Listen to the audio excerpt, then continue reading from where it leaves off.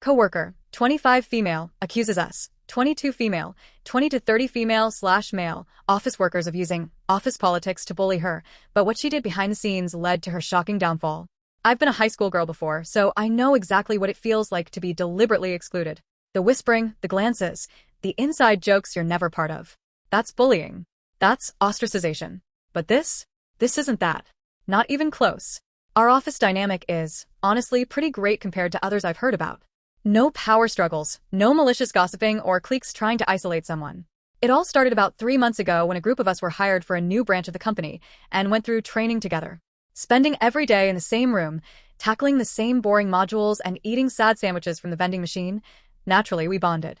Once we finished training and transitioned into our roles, we kept that energy going. Someone suggested exchanging Facebook info so we could stay connected outside of work, share memes, coordinate outings, and so on. Most of us agreed. It felt casual, easy. That's when Kathy said she didn't have Facebook. I remember it clearly, because it stuck out. Everyone was throwing their usernames around, tagging each other in photos, and she just smiled and said, "Oh, I don't use Facebook."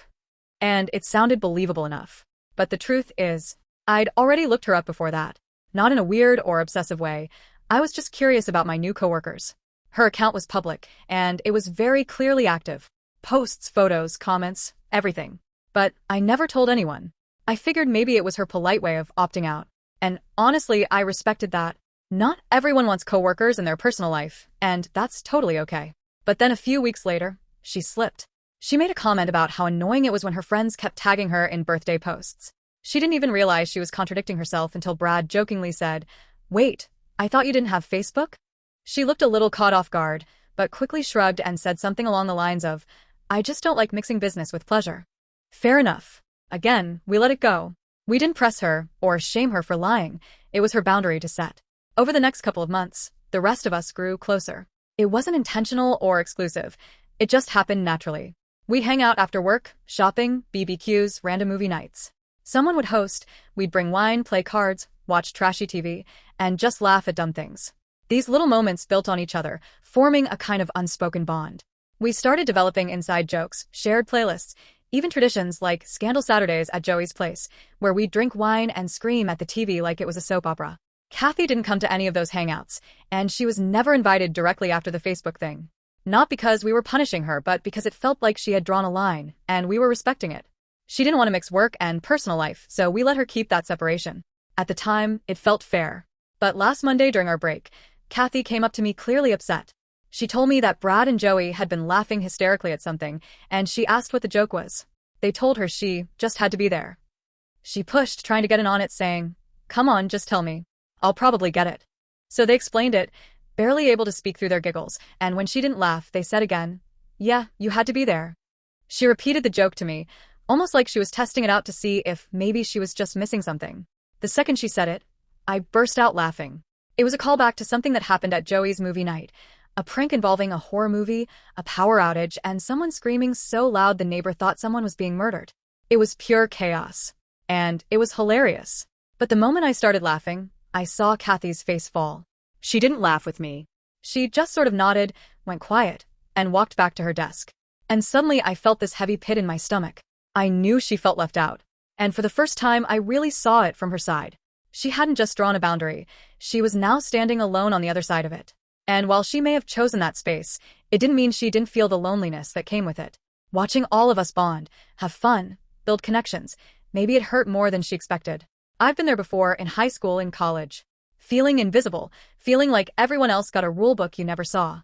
And even though I know no one is trying to exclude her, that doesn't make the experience any less painful for her. I guess the hardest part is that this isn't black and white. She's not wrong for wanting privacy. We're not wrong for bonding in the ways we did. But somewhere in between all those lines and choices, someone ended up feeling hurt. And I don't know how to fix it without also invalidating the way we all grew together. Maybe it's not about blame. Maybe it's just one of those human moments, complicated, messy, and not entirely fair to anyone. Today during break, something happened that I had a sinking feeling would spiral. Patrice was talking to Nancy, and as casual as anything, she asked, "What should I bring to scandal night this time?" It was loud enough that everyone nearby could hear, including me and Kathy. I inwardly winced. I just knew this was going to hit a nerve. Kathy, of course, looked up and asked what they were talking about. Patrice, not thinking anything of it, said, Oh, just our little wine and scandal night. We do it sometimes after work. Nancy nodded, and they both laughed and started chatting excitedly about the latest episode. Kathy went quiet, just stood there and watched them talk like she was behind a pane of glass, unable to knock loud enough for anyone to notice. A few minutes later, she pulled me aside. Her face was tense, somewhere between confused and genuinely hurt. She asked me directly, "Is everyone doing stuff without me?" I didn't want to lie. I said yes. She blinked at me and asked why. I reminded her, gently, carefully, that she told us herself that she didn't want to mix business with her personal life. That back when everyone exchanged Facebook info, she outright told us she didn't have an account. That even when we found out she did, she explained that she preferred keeping work and social stuff separate. I emphasized that we weren't trying to exclude her. We were just respecting what she asked for. But Kathy didn't see it that way. She said it was still rude not to ask. That it felt like a kind of office politics, like she was being punished for setting boundaries. That even if she didn't want to hang out, the gesture of an invite would have meant something. I didn't have a good answer to that. I told her I understood how she might feel left out, but at the same time, no one was being malicious. No one was plotting against her. People just stopped extending the invitation because she clearly wasn't interested. Still, her words stayed with me. So the next morning, during our usual pre-shift coffee and donut circle, I brought it up. I didn't make it about Kathy. Instead, I framed it like I had been hurt hearing about scandal night in front of people who weren't part of it. I casually suggested maybe next time Kathy and I could join too. Well, that landed like a lead balloon.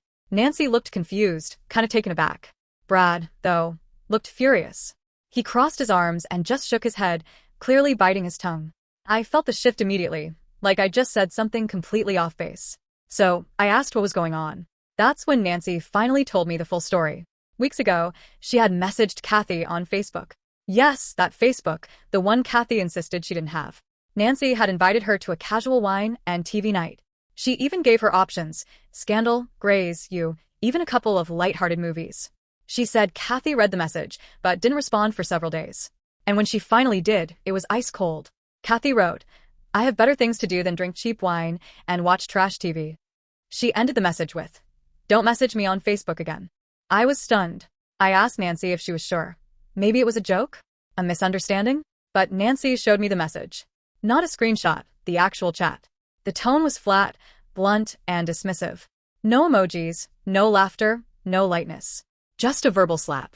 Nancy said she didn't tell the group because she didn't want to start tension in the workplace. She figured it was just one of those things, awkward but not worth dragging out. So now I was sitting with that knowledge, after defending Kathy, after sticking my neck out, after feeling sorry for her, and realizing that the hurt she was feeling, it came from a door she closed. And then locked. And I don't know how to explain it to her now. I don't know how to say, "You're not being bullied. You're not being ostracized. You're reaping the consequences of your own choices." It hurts to be excluded, I get that. I've been there. I've sat alone at lunch. I've scrolled past group photos I wasn't in. But there's a difference between being excluded without cause and being left out after you've made it crystal clear you don't want to be part of the group. She said no. They listened. Now she wants back in, but not without denying what she said or did. Instead of acknowledging it, she paints herself as the victim and the rest of us as catty, cliquey mean girls. And it's just not true. And what's hard is that I still want to be kind.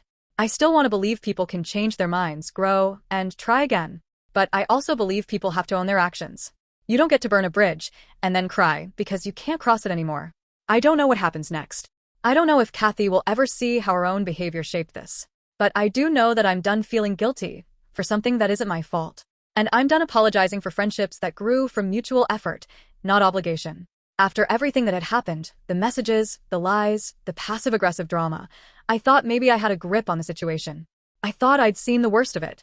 But then Brad approached me during our morning coffee break, and everything I thought I knew shifted all over again.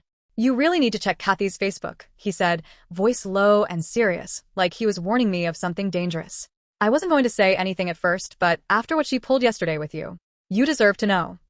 I hesitated.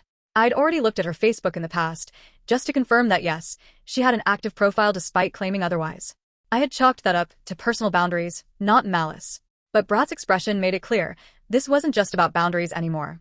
It was about something darker. "She's been posting about us for months," he said. My heart started to race a little. "What kind of posts?" "She calls them Kathy's tea," he said bitterly. "Little rants about work."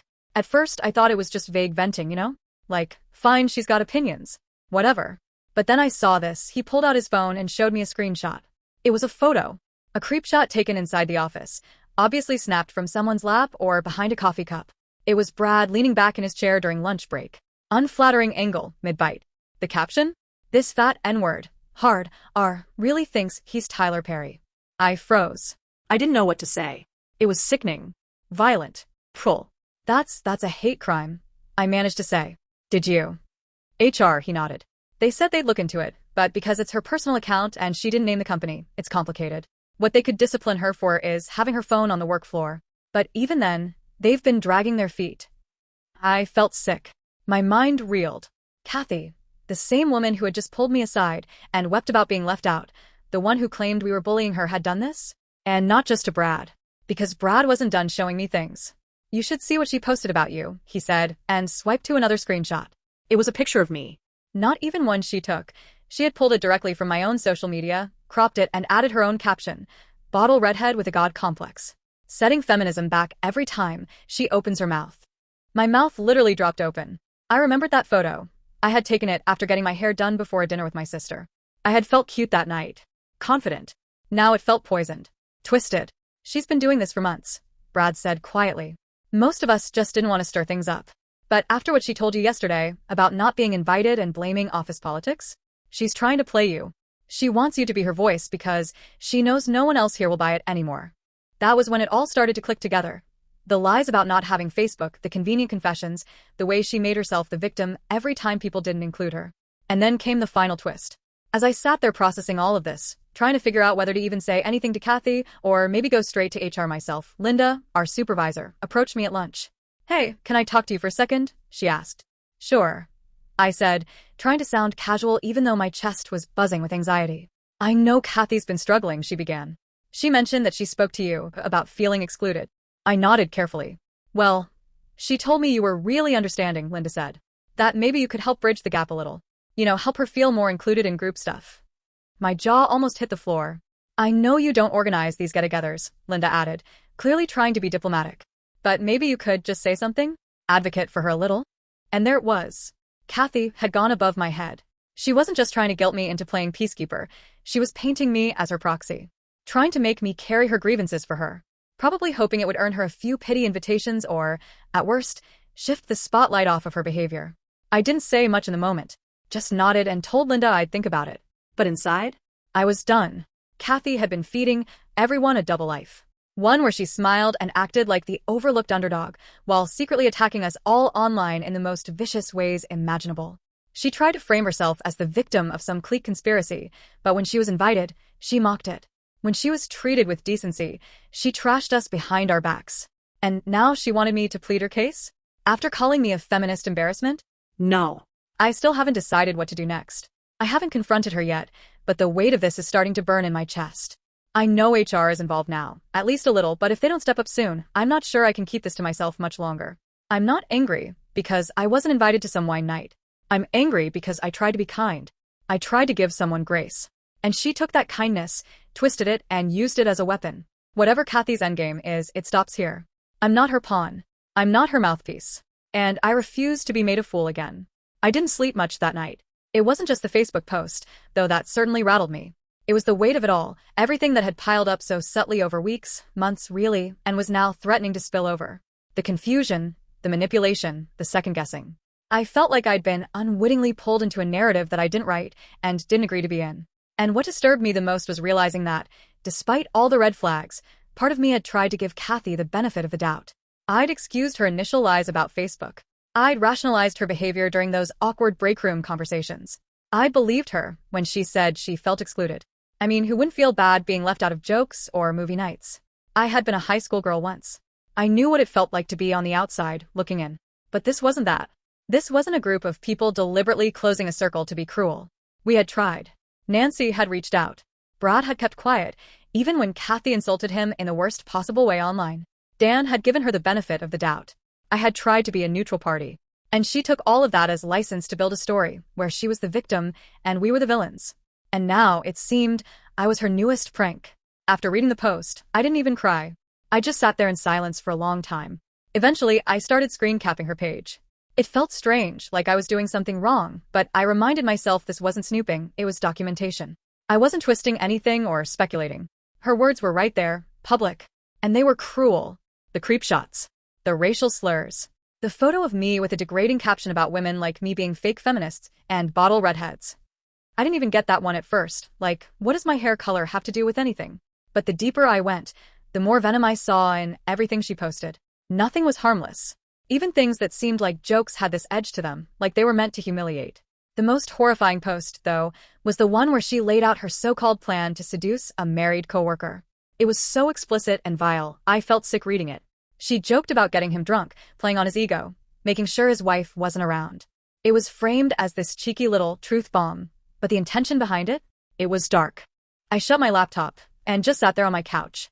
It was like I was seeing everything through a new lens, like I had been wearing blinders and someone had just torn them off. The next morning, I walked into the office feeling drained but strangely clear-headed. I wasn't confused anymore. I wasn't going to play middleman. I wasn't going to keep trying to explain our group's behavior or defend my coworkers or apologize for things we hadn't done. I walked past Kathy without a word. She noticed. She always notices. Later, during break, she found me again.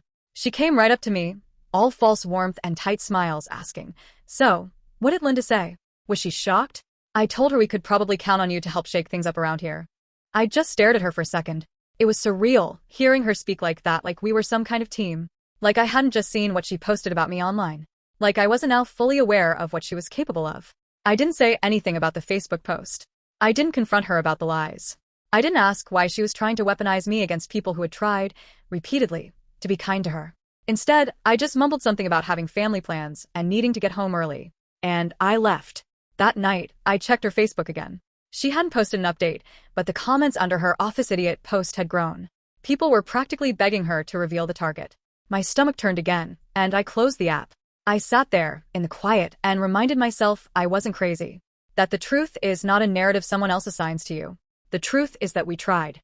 The truth is that she lied. The truth is that she's been playing a game no one else agreed to play. And I won't be her pawn. I've kept all the screenshots. I've organized them by date. I'll give them to HR if they ask.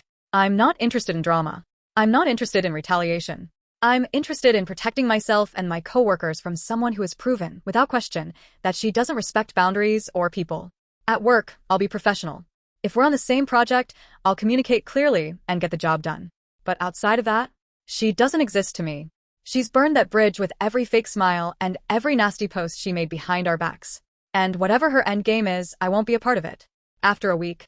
It's been a week since HR emailed me, and I'm honestly still processing everything that's happened. They said Kathy would be called in over the weekend. Given that the office isn't open then, I knew something serious was going down. I didn't know exactly what, but it didn't take much to connect the dots. Kathy had been on a path of self-destruction for a while, and this seemed to be the final consequence. I'm trying to remind myself that this isn't about me. It's not about laughing at her downfall or taking some petty satisfaction in seeing her face the consequences. The truth is, I'm not interested in watching her fall out. I don't want to feel petty or vindictive. I've already spent enough energy processing her behavior, and I'm not going to keep feeding into it. I don't need to follow her social media anymore. I don't need to stay invested in her actions. I've blocked her, and I'm moving on, plain and simple. I've been reflecting on everything over the past couple of days. In a way, I can appreciate Linda's perspective. I don't think she was trying to force me into something I wasn't comfortable with. It's clear she gets that I don't always pick up on the social dynamics. I'm not always the best at understanding group behavior or reading between the lines, so when she explained things to me, she was just trying to give me context, which I can respect. I might not have agreed with everything, but I understand that she was trying to help me see the bigger picture. The thing is, I kept thinking about that term, flying monkey, after I looked it up. It was a phrase I'd seen used a few times in the subreddit I'd browsed, RBN. And now, looking back at everything Kathy had done, it hit me. She had definitely been playing that role. She'd been trying to manipulate me into doing her bidding, to be the voice of her complaints, to try to turn me into some sort of messenger. She wanted me to be the one to go to HR and complain about the group, but I wasn't buying it. I wasn't going to be her pawn in whatever drama she was trying to create. Then, just 2 days ago, I walked into the office and noticed something different. Kathy's desk was completely empty. The chair, the papers, the knickknacks, everything was gone. The desk, though, it was dented. I don't know if it was from her leaving in a hurry, or if she put up some kind of fight. Either way, it was clear she wasn't going to be coming back. There were a few signs of tension elsewhere too. Some of her coworkers' desk decor had clearly been damaged. I didn't ask anyone about it. I didn't need to know the details. It was clear that whatever had happened, it had been serious. The more I think about it, the more I realize that this whole thing never had to go down this way. Kathy didn't have to lie. She didn't have to post those things on Facebook. She didn't have to play the victim and manipulate everyone around her. But she did. And now she's gone. I still don't know what she hoped to achieve with everything she did. Maybe she wanted to tear down the group and be the center of attention. Maybe she thought she could turn the situation around in her favor. What I do know is that I'm relieved this is over. No more lies. No more drama. I'm just focused on moving forward. I'm not going to waste my time watching Kathy's fall. I've done my part. I've learned from this experience, and now I just want peace in the workplace. I'm not going to dwell on her actions anymore. I've blocked her, and I'm hoping for the best. That's all I can do now.